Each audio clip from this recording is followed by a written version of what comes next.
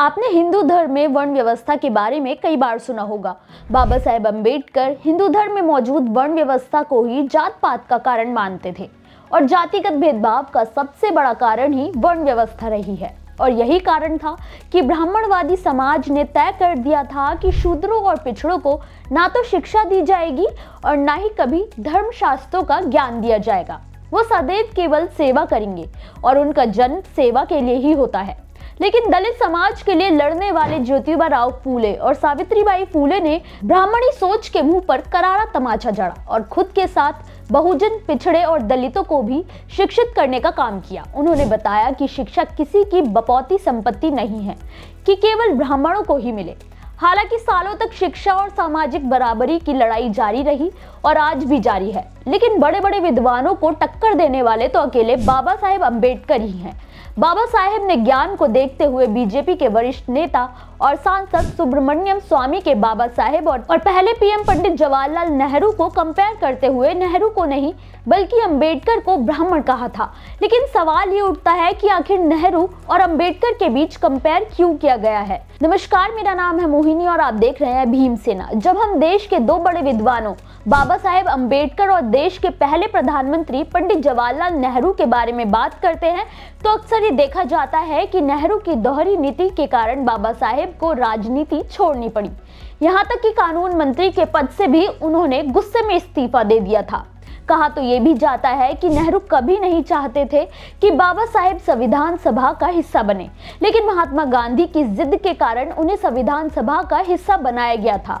वहीं नेहरू को लेकर यह भी कहा जाता है कि जब बाबा साहेब ने 27 सितंबर 1951 को कांग्रेस से आपसी मतभेद के कारण इस्तीफा दे दिया था, तब उन्होंने 1951 से लेकर 1952 में होने वाले पहले लोकसभा चुनाव में शेड्यूल्ड कास्ट फेडरेशन के तहत चुनाव लड़ने का फैसला किया था। लेकिन जवाहरलाल नेहरू ने बड़ी चाल चली और उन्हीं के पीए नारायण एस काजरोलकर को मैदान में उतार दिया था, जो कि खुद पिछड़ी जाति से थे। हैरानी की बात तो ये है कि नारायण काजरोलकर दूध का कारोबारी था और राजनीति से बिल्कुल दूर रहते थे। लेकिन अंबेडकर को कमजोर करने के लिए कांग्रेस और पंडित जवाहरलाल नेहरू ने एड़ी चोटी का जोर लगा दिया। वही पहले प्रधानमंत्री होने के नाते देश में उनकी लहर भी काफी मजबूत थी।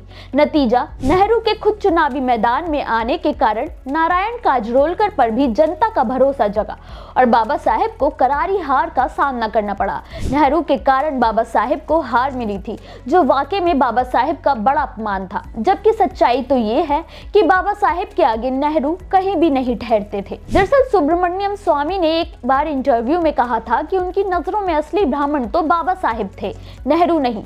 स्वामी के ऐसा कहने के पीछे ब्राह्मणवादी सोच ही रही है, क्योंकि हम सभी जानते हैं कि एक शूद्र जाति से होने के कारण बाबा साहेब को हर कदम पर, चाहे शिक्षा हो या नौकरी, हर जगह जातिगत भेदभाव का सामना करना पड़ा था। लेकिन उन्होंने हार नहीं मानी। जिस शिक्षा पर ब्राह्मण अपना अधिकार समझते थे, बाबा साहेब ने तमाम संघर्षों से उसे हासिल किया। उन्होंने हर कठिनाइयों का सामना करने के बाद भी खुद को शिक्षित किया। वो अमेरिका और ब्रिटेन गए थे उच्च शिक्षा के लिए। बाबा साहेब ने अपने पूरे जीवन में करीब 32 डिग्रियां हासिल की थी। तो वहीं अब आप पंडित नेहरू की बात करते हैं तो वो एक ब्राह्मण परिवार में जन्मे थे। ना तो उन्हें कभी जातिगत भेदभाव का सामना करना पड़ा था और ना ही वो कभी अभावों में जिए थे। नेहरू 1907 में ट्रिनिटी कॉलेज कैम्ब्रिज गए और 1910 में नेचुरल साइंस में ऑनर्स डिग्री के साथ ग्रेजुएट हुए। 1910 में ग्रेजुएशन के बाद लंदन इनर टेम्पल से कानून की पढ़ाई की और भारत लौटकर वकालत शुरू कर दी। उनके पिता मोतीलाल नेहरू खुद ब्रिटिश भारत के सबसे अमीर बैरिस्टरों में से एक थे, जिनकी मासिक आय 10,000 रुपए से भी ज्यादा थी। तो अभाव क्या होता है, कमी क्या होती है, उन्हें तो कभी पता ही नहीं चला था। देश को आजाद कराने के लिए लड़ने वाली लड़ाई का हिस्सा बन गए।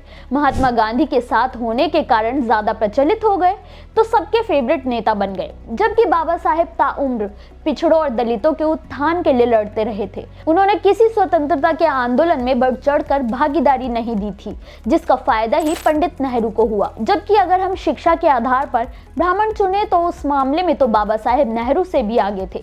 उनकी शिक्षा और ज्ञान की टक्कर में तो नेहरू दूर दूर तक नहीं थे। फिर वाकई में असली ब्राह्मण कौन हुआ, नेहरू या अम्बेडकर? अब सुब्रमण्यम स्वामी की बातों से कितने सहमत हैं, हमें कमेंट करके जरूर बताएं।